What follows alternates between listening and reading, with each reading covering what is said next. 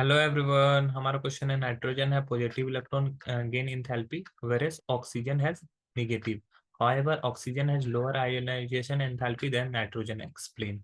तो देखो, nitrogen depend करता है नाइट्रोजन का इलेक्ट्रॉनिक कॉन्फ़िगरेशन। नाइट्रोजन का इलेक्ट्रॉनिक कॉन्फ़िगरेशन है, नाइट्रोजन 7 होता है, 1s2 2s2 2p3। अब ये 2p3 में क्या होता है, p ऑर्बिटल जो होता है उसमें तो तीन ये ऑर्बिटल है सबसे। एक होता है पी एक्स, एक होता है पी वाई और एक होता है पी जेड। तो ये हाफ फील्ड है, ये हाफ फील्ड है, तो ये स्टेबल फॉर्म में है। ये क्या है? Half field and stable. ठीक है, हाफ फील्ड भी रहता है, फुल्ली फील्ड रहेगा तब स्टेबल रहेगा, या हाफ फील्ड रहेगा तब ज्यादा स्टेबल रहेगा। ठीक है। और वही ऑक्सीजन का देखोगे तो ऑक्सीजन का 8 होता है, 1s2 2s2 2p4। ठीक है। तो 2p4 में यहाँ पे भी p x p y p z है। ठीक है। तो यहाँ पे एक इलेक्ट्रॉन, दो इलेक्ट्रॉन, तीन इलेक्ट्रॉन, चौथा इलेक्ट्रॉन कहाँ है? पी एक्स में। तो ये हाफ फील्ड नहीं हुआ, ना ही हाफ फील्ड है ना ही फुल्ली फील्ड है।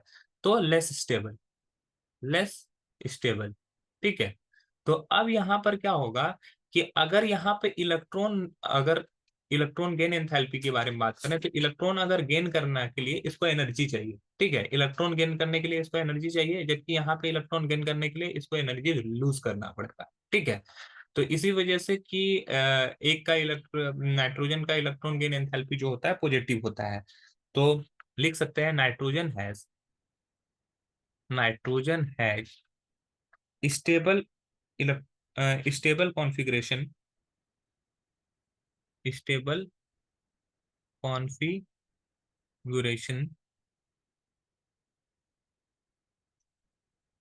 Because p orbital, because p orbital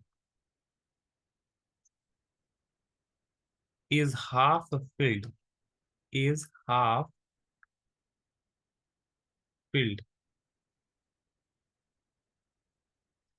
therefore therefore the addition, therefore the addition of one extra electron, one extra electron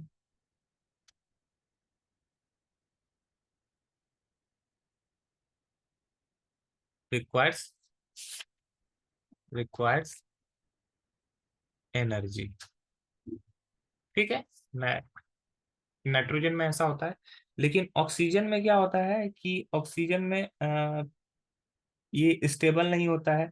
और स्टेबल नहीं होता है तो on adding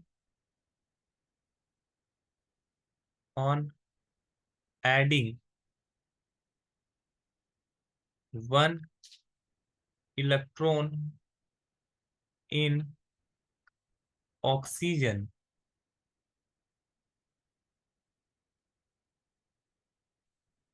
the p orbital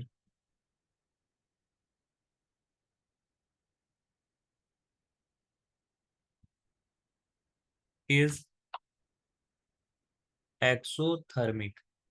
तो एक जगह पे एनर्जी चाहिए तो एंडोथर्मिक होगा, और एक जगह पे एनर्जी निकल रहा है तो वो एक्सोथर्मिक होगा। इसीलिए नाइट्रोजन का जो इलेक्ट्रॉन गेन एंथैल्पी होता है पॉजिटिव होता है, जबकि ऑक्सीजन का इलेक्ट्रॉन गेन एंथैल्पी निगेटिव होता है। तो ये क्लियर हो गया। अब हम लोग को आयनाइजेशन एंथैल्पी की बात करेंगे, क्योंकि नाइट्रोजन क्या है, स्टेबल है, तो यहाँ से इलेक्ट्रॉन तोड़ने के लिए एनर्जी चाहिए, एनर्जी ज्यादा एनर्जी चाहिए। जबकि ऑक्सीजन क्या होता है, ऑक्सीजन का हाफ फील्ड नहीं है, ये स्टेबल कॉन्फ़िगरेशन नहीं है, तो इसमें एक इलेक्ट्रॉन आसानी से निकाल देगा और स्टेबल कॉन्फ़िगरेशन चाहेगा। ठीक है। हाफ फील्ड भी एक तरह का स्टेबल कॉन्फ़िगरेशन है as compare to full full electron. अगर फुलफिल रहता, चाहे पूरा का पूरा इलेक्ट्रॉन फुलफिल रहता तो वो तो बहुत ज्यादा स्टेबल हो जाता।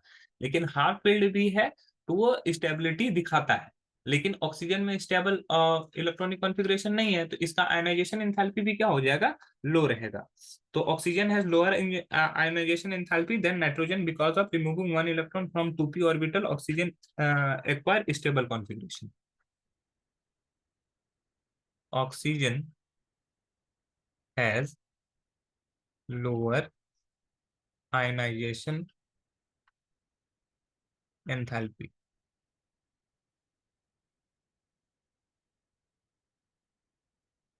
because of because of oxygen has lower ionization enthalpy, because of less stable configuration. It lose one electron easily to complete stable configuration.